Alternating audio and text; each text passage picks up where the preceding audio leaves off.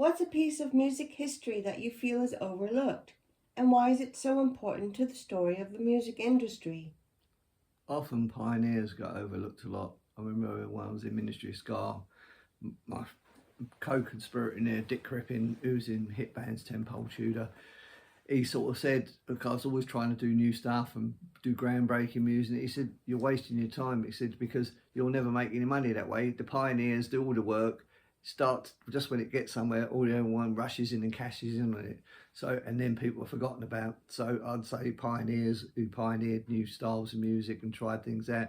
Obviously, people do get recognised eventually. Like I said, Joe Meek is recognised as the greatest record producer of all time, but not by everybody. Some people just talk about George Martin or some of the Beatles producer, but so Joe Meek's got a cult following, but he should be a lot more well known. Ennio Morricone is another. I mean, I bet you didn't know that Ennio Morricone sold probably as many records as ABBA, or nearly as many as the Beatles. But people would be shocked to hear that. But his music's very influential in lots of people's music, and he doesn't get the recognition that he should do, I don't think. I mean, although he did sell a lot of records in his time and he earned a lot of money and he did a lot of film scores. But again, he was a pioneering kind of soundtrack composer with the Good, Bad, Ugly, Fist for the Dollars, etc., all those sort of stuff. So he didn't get recognised. So it's usually the pioneers and that don't get recognised. That's the part of history that don't get recognised. Also, you've got the independent labels. They're the ones who go out and find the new, talented artists. They're the ones who put their money on the line or their work on the line to try and break these acts through, and they don't get the recognition. Usually what happens is they do all the work, get the band off somewhere, and then the big companies come and wave a checkbook at these people and they run off and sign with a big company, and the small company suffers because of it. I mean, I've done kind of a history of the indie label in my DJ book about my time as a DJ, called From Chalkboard to Neon Lights. And I think there's bits of it about it also in the Future Legend story. In some of my books, I've done special chapters about the history of the music labels. I think the Future Legend story might be the best one to go for, because it's got a chapter about the history of other independent labels that you might not have heard of, or some you would have heard of, but didn't realise how good they were and what they actually did. So yeah, those are the people that need a light shining on and that were overlooked. You describe yourself as a multi platform artist or male geisha. What does that philosophy mean to you? And how do you find time for all of your creative pursuits? Well, I've always kind of done more than one thing. I mean, I was writing when I was 13 and I wanted to be a writer. That was my only ambition at the time. But because I was music mad, I started buying lots of records, playing lots of records and studying them, everything about them. I got a bit anorakic. I could tell you how long it ran for, who produced it, what colour the label was, what chart position, got a photographic memory for all that stuff. So I ended up being a DJ when I was 15, playing in like small pubs and stuff where my name would be outside on a chalkboard, half washed away by rain. But then I got discovered by a big agency and became one of the top DJs in Europe, playing big clubs. And the thing is, so therefore, but I was still writing during the day, and I worked for ATV Television and ended up sending my first film script to Hollywood. And so my writing career was taken off. So then I'm doing writing, DJing and music.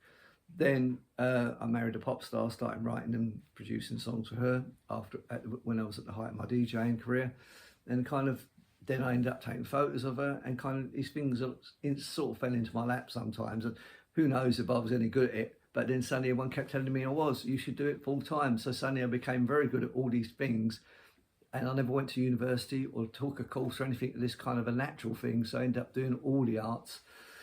Because I like doing them, I just naturally seem to be good at them. Then it was David Bowie who told me this thing about jack of all trades, master of none, and we both did all the arts, and we were good at all of them. So that's why he turned the thing. We're the only it's like we're both geishas, and I said, well, only good girls do that. He said, no, there used to be men geishas, but they stopped in the 1700s. But the word means total artist, and so that's what I discovered. That's what a geisha is. So I thought, and because he said I was one, I thought, yeah, okay, I'm a geisha, so that's why I call myself a male geisha. and I do all the arts. And what keeps it fresh is I am prolific, so I might be different to other people. So I speak to other artists, and they're talking about a project they're doing. A year later, they're still talking about the same project, and I've had 10 releases out. But what keeps life interesting for me is every day is different. One day I could be doing music, one day I could be doing a book, another day I'm doing a photo session, one day I'm doing something else. So it's kind of, it makes life more exciting. Just the actual act of creating is the buzz about any creative thing you do. All the rest of it is noise, selling it and getting it noticed and all the rest of it. But being creative is what you do it for, the buzz of doing it. And that's what you sit, even if nobody bought your book, nobody bought your record, you sit down and think, oh, I did that, you know, and you got a buzz out of it. So that's that's why I kind of just live that life, and I don't sleep that much, maybe 5 hours a day, and often work 7 days a week. Although by being self-employed, you can skive off when you want to if it's sunny out and have a sangria or something. So I would say, you know, that's why I seem to find the time. I'm just naturally good at stuff, and I'm a very quick worker. Like a lot of people kind of approach me and say, I've asked some to say, for instance, to do a logo for my film company, and I'll say, yeah, and they said it's going to take a week to think it up and a week to develop it, and then it'll cost X amount. And they said, but we need it in a day, and we heard you're quick. So I said, yeah, sure. And then I'd designed the logo within 3 hours, and they buy it off me, and I said, I can't understand why all these people take forever to do stuff. Maybe I'm just a freak, I don't know. But at the end of the day, I just seem to be very creative, very quick, and it will just pours at me with no problem. Never had writer's block. So that's just me. I'm just that individual, and I'm a geisha. There you go. You've stated that you prefer being a cult figure to the mainstream. What does that mean to you, and how has that philosophy guided your career choices? I think with the mainstream, there's two types of mainstream. I mean, there's the mainstream where you're famous. A lot of people tell you just when you're famous and enough just for being famous, you know, and then you get celebrities fall out of a pub, the paparazzi always taking their photo, and you think, well, you know, that's not skill. And so just to be famous is not something I want to be. And then when you talk about being very successful at, what you've got to do is play the game to some degree. I've read many biographies on other bands, and what they always seem to be doing is record, tour, like a hamster wheel, the same thing. Never live a life. And I like to live a life to be inform my books, so they're realistic to have actually lived something to talk about, or in songs. Whereas other bands, you read about their songs and they try to nick their ideas from other people, read them out of books, because their life is based around recording, rehearsals, gigging, recording, rehearsal, and they do that non-stop, and then they all fall out, split up for a while, then they get back together again for the money, and it carries on doing it again and again. And although I did a bit of that with Eleanor Rigby, who I used to write and produce, we toured around Europe. We did about 5 European tours.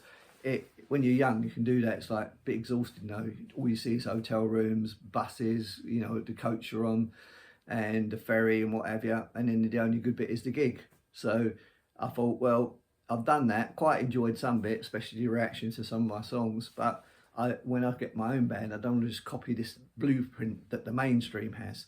So I thought, I'm quite happy, even if I don't sell a million records, if I have a life to inform my books or my songs in the meantime, and do what I want. And then occasionally I'll play a gig, or when I feel like writing a record, I'll write a record. It might take a few years to come out, but then it'll come out and it'll be really good, and it'll be flow at me, as opposed to forced to do it like some bands have to do. That's why a lot of albums are not very good, because they feel they have to do it all the time.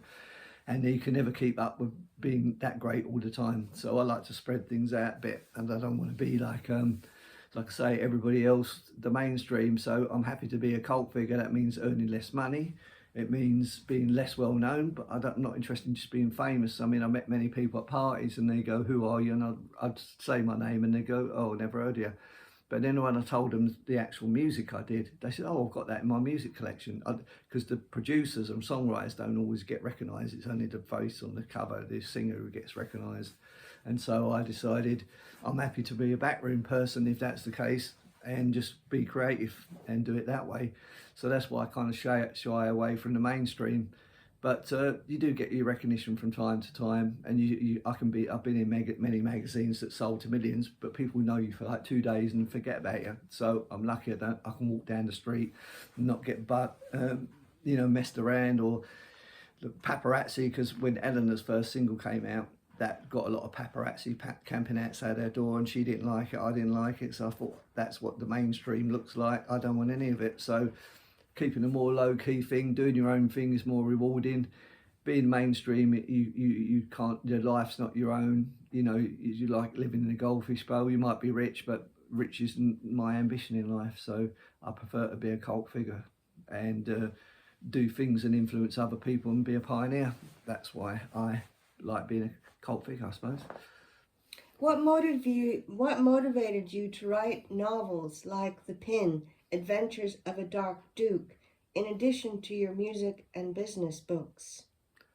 Well, as I said earlier, I started as a writer. I get asked a lot in interviews, well, if you only could do one of all the arts you do, which one would it be? And it would always be writing, because from an early age, about 13, I was writing film scripts, books, you name it.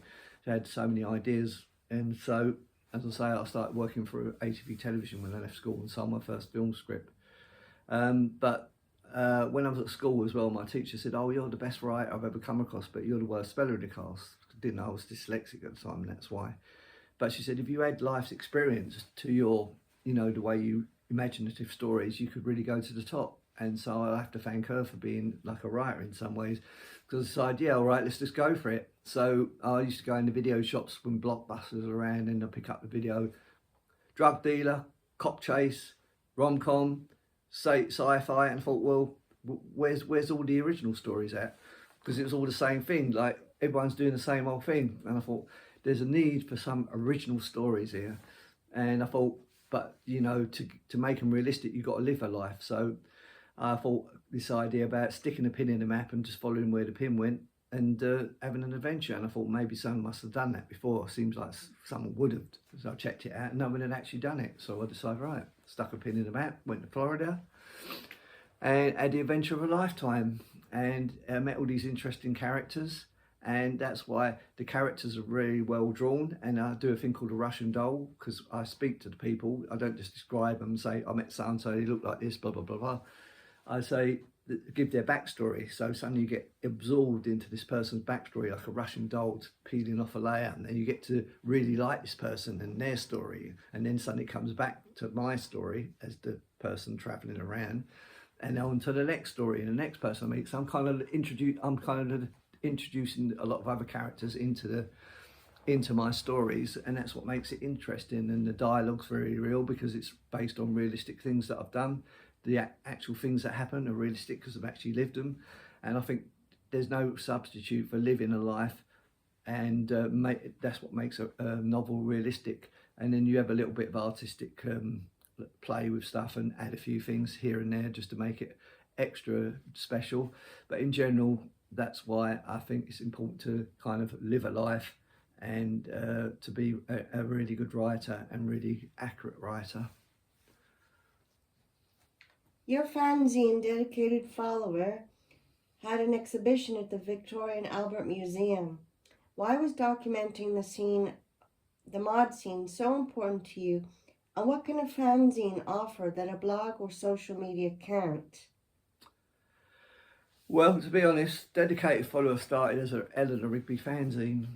She had a big fan club. I remember when she first started, because she had this very famous single, I Want to Sleep With You, and it came with a free condom, got banned in the charts. But it was really good mod music, and strangely enough, we thought we went to #1 in Ireland with the track, and I rang all the record shops saying, how comes this is #1 in Ireland and not in England? And they said, everyone was buying it for the cover, the picture of her on a scooter. They didn't really care about the condom, although I thought, well, it must do being in Ireland, but it was weird. But anyway, so basically that single took off, and then everybody on the scene knew, everybody around knew who she was. She was in the national press. But the mods, kind of, because she rode a scooter and she did mod music, suddenly took to her. There was a mod revival in the late 70s. We were a bit young for that, but then we carried it. It was just about to die, and she revived it by taking off with this single, and suddenly everyone wanted to know. And I remember the first time that the postman came down the path with like a big sack, like Father Christmas, and he said, who's Eleanor Rigby? Where does she live? Does she live here? He said, who is she? I've got this big sack, like, and we got like 5,000 letters in the first week. It was overwhelming. So we thought, right, this obviously she's got popular quick, and we were doing another single that was popular as well. So we decided we better do a fan club. So we did a fan club. She had 5,000 members in her fan club within a couple of months. And then part of the fan club was doing a fanzine, so we decided to call it Dedicated Follower after the Kinks song, because people were dedicated followers of people if they're fans. And that's how it was born. The first couple of issues were just all about Eleanor, but because we were on the mod scene a lot, we would want to give exposure to other acts and review other things. We used to get given records and go to other rival acts gigs, and we were quite friendly with the other people, to be honest. And so we kind of just incorporated that into the fanzine, and so it became like a hybrid. It was her fanzine, but it became a mod scene as well, as they call it, a fanzine for the mod scene. And that started to take off. And then we were lucky because at one point we got a deal with Pinnacle, and most fanzines might sell 1,000 copies if you're lucky. But then we got a deal with a shop called The Cavern, and they started selling thousands. So having distribution was important. And then Virgin did a overseas kind of thing about distributing fanzines, and we ended up selling like 20,000-30,000 because they distribute it, and that's became one of the best selling fanzines of that period, and still one of the best selling fanzines because we had the distribution. That was the helpful thing. But then it came to the attention of the V&A. We were doing a mod exhibition, and they said, well, we want to make this the Dedicated Follower one of the centerpieces of the exhibition because it seems to be creating a lot of what's going on in the mod scene and reflecting it. So they asked us to help out with the exhibition, and me and Eleanor featured in the V&A, and Dedicated Followers there front and centre. So that's how comes we ended up in the V&A. And then years later I decided to revive it in 2019. People said, why don't you do an anniversary issue? And for the fun of it, I did it. And everyone said they're fed up of being on the phone and online. And the thing about blogs is they say they start to read blogs and they'd be there 1 minute and then vanish the next. People get enthusiastic, right, saying, but they don't do it regular. And they just leave it, and it disappears. And so people were looking to get back to paper fanzines that they used to in the old days, and something to read and something that came out on a regular basis. So they took to Dedicated Follower, and I got lucky as well because of the lockdown, because of the pandemic. I told people I wasn't going to do anymore, but then suddenly we all had time on our hands. So I thought, well, I can do a lot more issues now. And suddenly that was a key time. I had lots of issues out and built up a big following for the fanzine again, and now it's become influential, and that's the story of Dedicated Follower, really. In terms of Dedicated Follower, what's one of the highlight of interviews that you've done in there? I've interviewed quite a few of my heroes, Berry Gordy of Motown, Mike Hug of Man from Man, because I quite like them. But I think probably it goes down to, because one of my all-time idols, if you can call it that, is Ray Davies of the Kinks. I interviewed him, and so it was interesting how he liked Eleanor's music and how he was thankful that we covered a lot of his songs, and he hadn't earned much money in the 60s, and he said he earned a lot more in some ways from the covers we did when we revived them in Eleanor's live set and on her albums. So it was interesting to get Ray, one of my heroes, insights into, you know, what he thought of music and the mod scene and all of that stuff. So that was probably a highlight for me, interviewing Ray Davies, I'd say. How does your work as a photographer, recognized by Saatchi Art and having numerous exhibitions, influence your work as a musician and producer? Do you see a connection between the two art forms? Yeah, there's definitely a big connection between the two, for the simple reason I mentioned earlier when I was talking about the censorship album. What makes a classic album is the artist, the music, but also the sleeve becomes iconic. And I've just been lucky in the fact that I happen to be good at photography, and so a lot of my photography ends up on the cover of the music that I release. So the two are connected in that way. So it's two art forms in one of mine you're getting if you buy an album. And so that's one thing that's done. So yeah, also you need promo photos if you're in a band, and I'm lucky enough to take photos. I took one of Misty, who was in my band, that became an iconic photo. So the kind of photos help sell the music, and then people into the music start getting into my photography. So the two do go together, and they're both art forms as I see it. So it's just a different art form, and both are about emotions. People buy art because they're emotionally affected by it and they want to buy it, and the same it applies to music. So it's all about is often about emotion, and collectability can come into the equation as well, because I've done a lot of collectible things.